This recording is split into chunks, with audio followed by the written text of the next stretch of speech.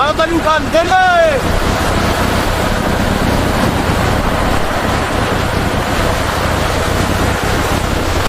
আরেকটু পাওয়ে পানিন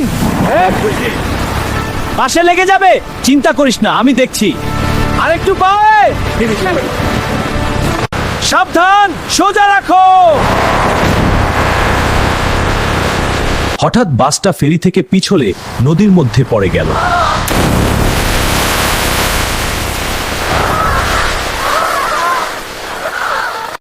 বাসটা দ্রুত ডুবে যেতে লাগলো। ভিতরে অনেক যাত্রী আটকা পড়ল।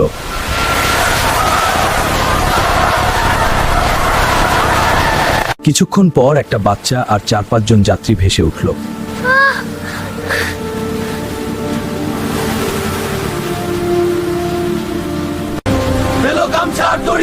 তাড়াতাড়ি শব্দ করে ধরো, আমরা টানছি। ভালো, আরো টানো। আমার মা কোথায়? আমার মা কোথায়? মামা, মামা, আমার বউ আর বাচ্চা তারা কোথায়? আমি এখন কি নিয়ে বাঁধলাম? ফেরির উপর সবার চোখে পানি, অনেকের আহাজারি কলিজায় লাগার মতো।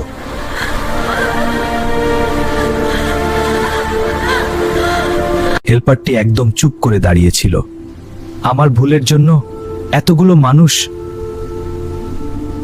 বাচ্চাটা তার মায়ের জন্য অবিরাম কাঁদছিল। এই বাচ্চা, কাঁদছিস কেন রে? আমরা তোর সাথে আছি। হ্যাঁ, ভয় নেই, আমরা তোকে বাড়ি পৌঁছে দেব।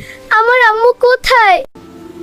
যে পুরুষটি স্ত্রী ও সন্তান হারিয়েছেন, তিনি একদম ভেঙে পড়েছেন। সবাই আল্লাহর কাছে দোয়া করছিল, হে আল্লাহ, হারানো যাত্রীদের নিরাপদে ফিরিয়ে আনুন। আমিন ইয়া রাব্বুল আলামিন। হেল্পার বুঝতে পারছিল তার অদক্ষতার কারণে কি ভয়ঙ্কর ক্ষতি হয়েছে।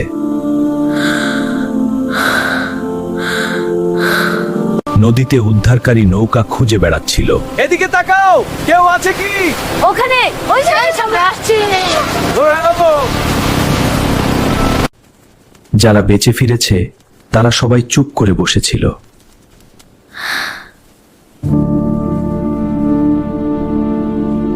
এই ঘটনা আমাদের শেখায় দায়িত্ব জ্ঞানহীনতা কত বড় ক্ষতি করতে পারে। জীবন খুব ছোট,